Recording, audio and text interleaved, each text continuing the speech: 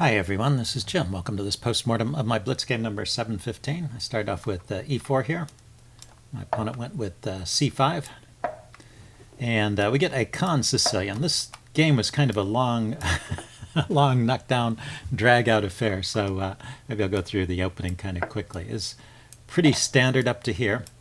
And then a6, this signals the con Sicilian. Go bishop d3, the main move. Now he plays d6. This is a pretty rare move at this point, but it's often the case that you want this move d6 in the con Sicilian, so it's not too bad really. Although the chess engine starts to give white a significant edge along here. Anyway, queen c7 is typical placement for the queen in the con Sicilian. I castle. He goes knight f6, and then I go rook e1. Let's see, there are other options here. f4. You know, I don't want to play f4 right away, although, you know, maybe it's playable. The thing is, there's this pin along this diagonal as soon as you play f4, so I'd really want to prepare f4 a little bit. Queen e2 makes sense. Rook e1 is what I played.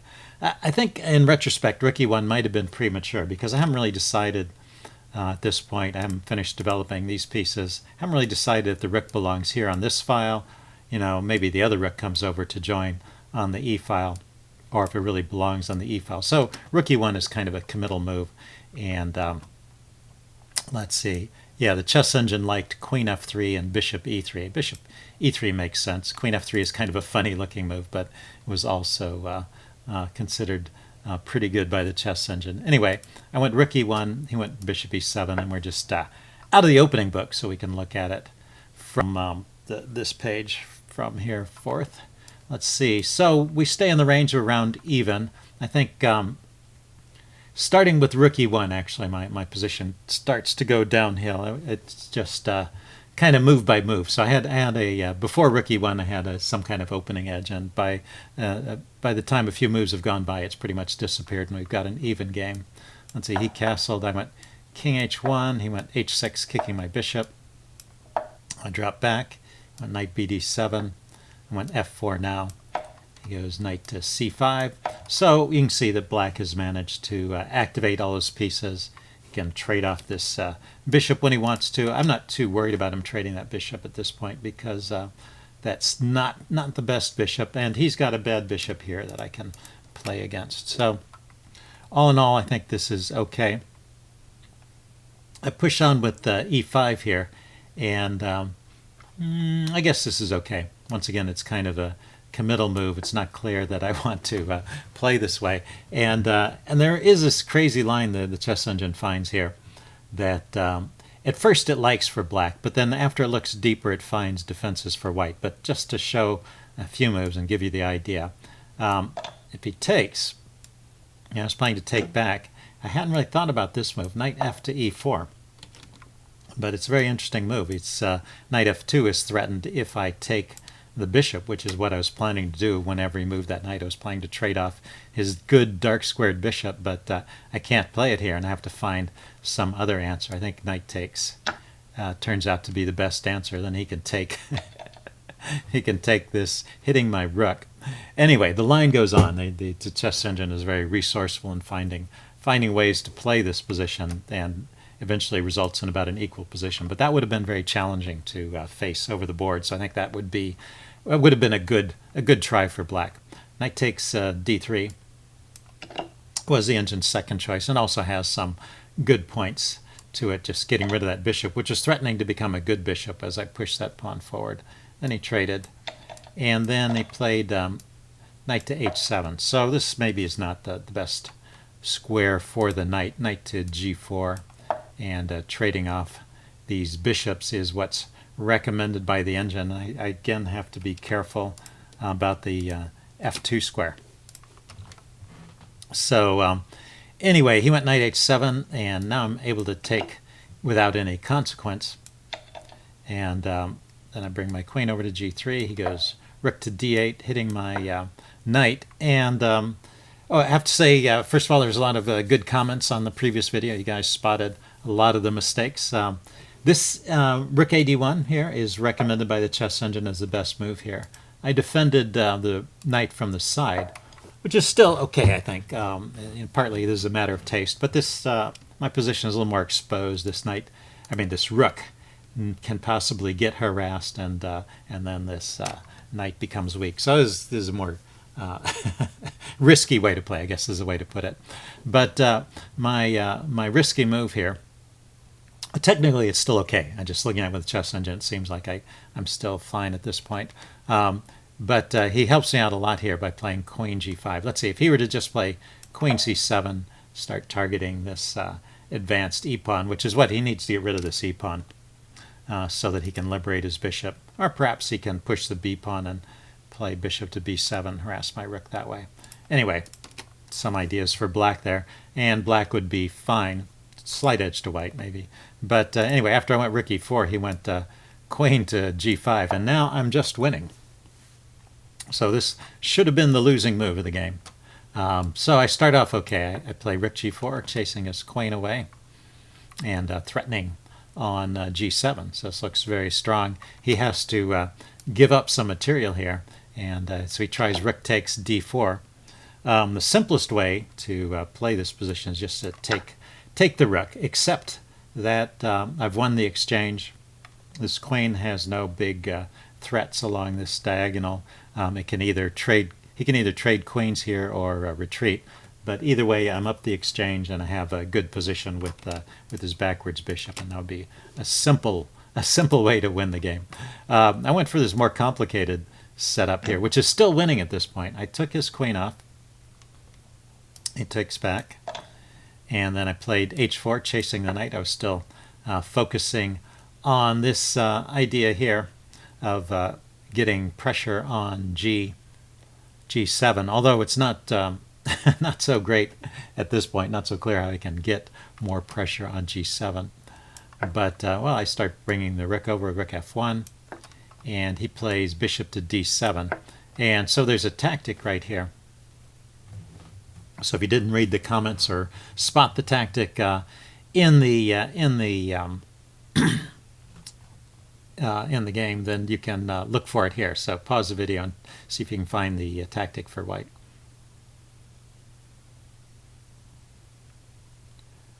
Okay, I'm going to give the answer away now. The simplest win here is just queen f2. The big double threat here on f7 and the loose rook on d4. And, you know, of course, when you've got a queen, that's the situation. I've got a queen against two minor pieces, a rook and a knight. And, you know, you just always look for those loose pieces and those forking opportunities. That's what you should do. You can also play the tactic in a different way. You can take here and check. But it's actually more effective to just go queen f2 directly. Anyway, so bishop d7, which, you know, sets up that tactic, is a bad move. He should just retreat his rook. And I still have quite an advantage here. I mean, I can still pile up pressure on the f-pawn. So, but after bishop d7, I played rook f4, and now my advantage is starting to disappear. He takes, I take, and we're just in for a long game here. Goes bishop c6, so he's gotten his bishop off the back rank, solved the problem of his backwards bishop. Let's see, I play king h2 to unpin the pawn. He starts bringing his knight into the game with knight f4. Obviously, the knight is headed for g6 there to hit my pawn and my queen, and so I need to respect that. Just queen d4 here would be a fine move, and maybe keep a slight edge for white. But this move I play, knight e4, is the one move that loses more material because of knight g6. He played this right away. And unfortunately, at this point, my queen is overworked. My queen needs to defend the pawn, and my queen needs to defend the knight. And there's not many squares. There's no squares that do both. So I have to actually choose between giving up the pawn or giving up the knight. So after I drop back here, he plays this move. And now black is fine. There's no pressure that I have at all in this position.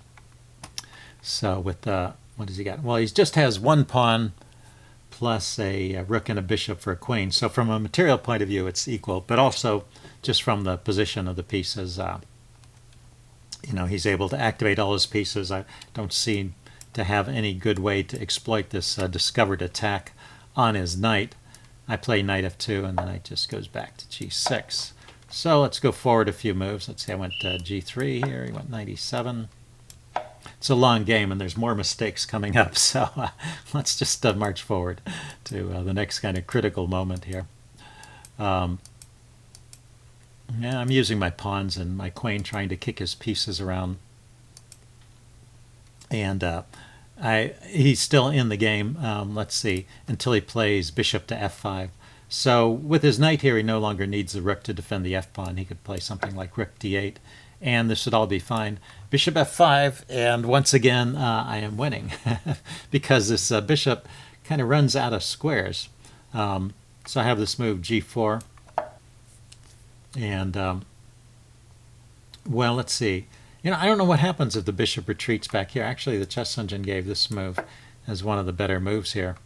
Maybe it's knight e4 that really gets him into trouble, because there's a nice tactic here that was spotted by one of the viewers. So you want to see if you can spot the tactic here for white? Okay, yeah, pause the video and think about it. If you don't see it, I'm going to give the answer away now.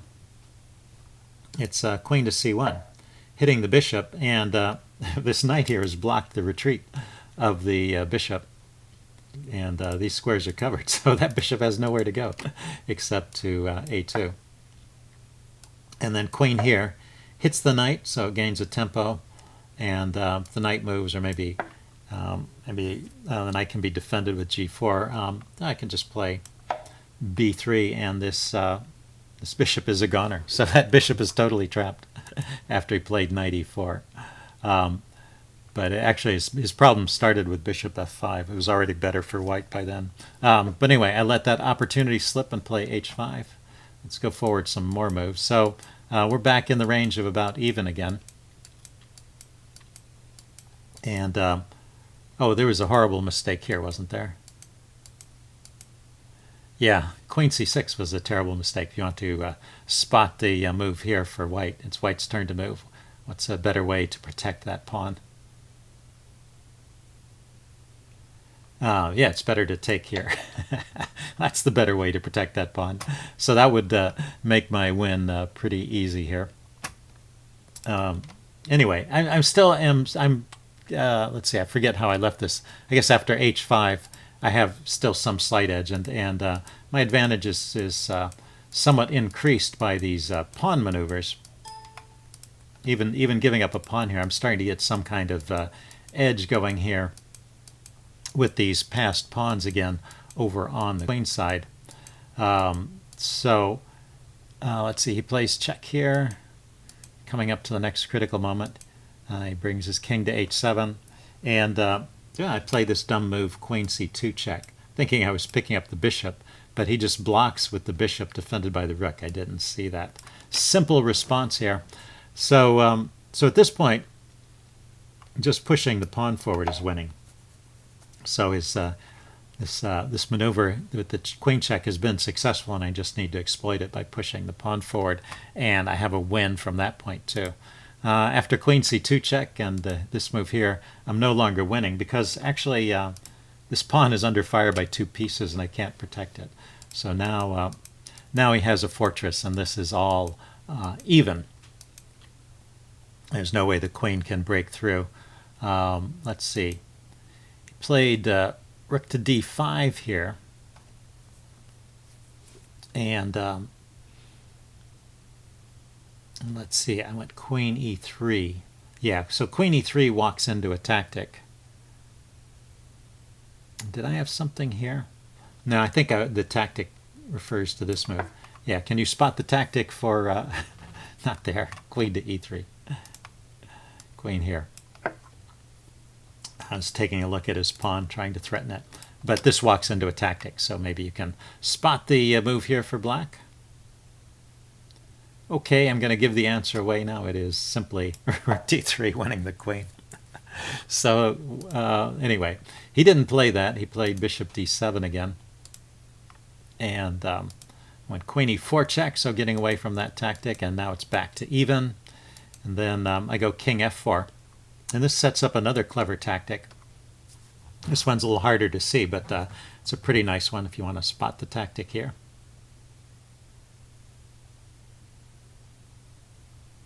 Yeah, I like this kind of tactic a lot. I'm giving the answer away now. It's a decoy tactic. You fork the king and the queen with the rook, but it's just a sacrifice. But it's a decoy sacrifice because the pawn comes here with check, and he wins the queen. So, and he's got a bishop, so he's a bishop up, and that is winning as well. So king f4 walks into that clever decoy tactic. Anyway, he played king e7. And I think at this point I was getting kind of punchy. He could actually get a significant edge here with this move e5. So this is a good move for black. He can pile up on this pawn, and I don't have any good way to defend it, and I can't push it forward. And he had that opportunity at one other point. Let's go forward in the game. Let's see. So he played rook d6 instead, and I think right here, after a few moves, yeah, this is his last chance to get an advantage. Right here he had rook g5. Not that move. Rook g5. Blockading this pawn and preparing the move e5. Say queen d3, hitting the bishop. He pauses to defend the bishop. Queen b3 is the engine suggestion. Now e5. And there's no holding this pawn. So this was black's last chance. He played rook to d6 instead. And, you know, I start giving some checks here. And I basically have given up on trying to win as long as, I mean, well, I'll poke and prod and see if he leaves a loose piece around. But it's a complete fortress for black as long as his pieces are reasonably well coordinated. And after a whole bunch of moves, I eventually repeated here. In fact, I started trying to repeat sooner, and he avoided the repetition. But he has no winning chances in this position either. So anyway, crazy game. But hope you guys found it entertaining at least. See you later. Bye.